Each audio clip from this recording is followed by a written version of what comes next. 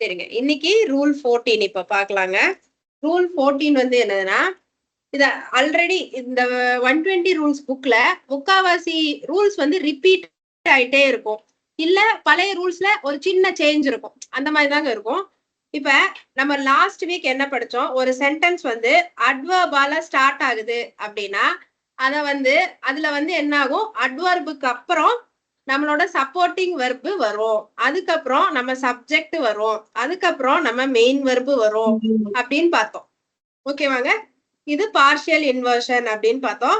Complete இன்வர்ஷனா இருந்துச்சுன்னா adverb வரும். அதுக்கப்புறம் மெயின் வெர்பு வந்துரும். அதுக்கப்புறம் தான் நம்ம சப்ஜெக்ட் வரும் இப்படின்னு பார்த்தோம். கரெக்டாங்க? இப்ப ரூல் 14ல என்ன சொல்லுதுன்னா, இப்ப நோ சூனர் அப்படின்ற அட்வர்போ இல்ல ஹார்ட்லி அப்படின்ற அட்வர்போ ஸ்கேர்ஸ்லி அப்படின்ற அட்வர்போ இன்னும் நிறைய அட்வர்ப்ஸ் இருக்குங்க. இதையெல்லாம் நீங்க யூஸ் பண்ணும்போது இந்த ஃபர்ஸ்ட் ஃபார்மேட்ல தான் வரும். அதாவது இது எல்லாமே ஃபாலோடு பை என்ன சப்போர்ட்டிங் வேர்புங்க?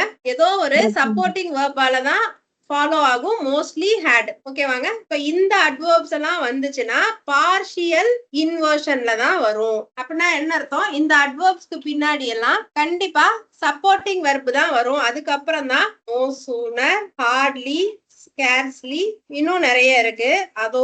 அதோட சப்போர்ட்டிங் வெர்ப் தான் வரும். அதுக்கப்புறம் சப்ஜெக்ட், அதுக்கப்புறம் தான் மெயின் வெர்ப் வரும். ஓகேவாங்க சரிங்க. அடுத்து இப்ப இதுல ஒரு சின்ன நோட், அதுவும் நம்மளுக்கு தெரிஞ்ச நோட் தான். நோ சூனர் அப்படின்னு ஒரு சென்டென்ஸ் வந்ததுன்னா அதுல கனெக்டரா என்னங்க வரும்?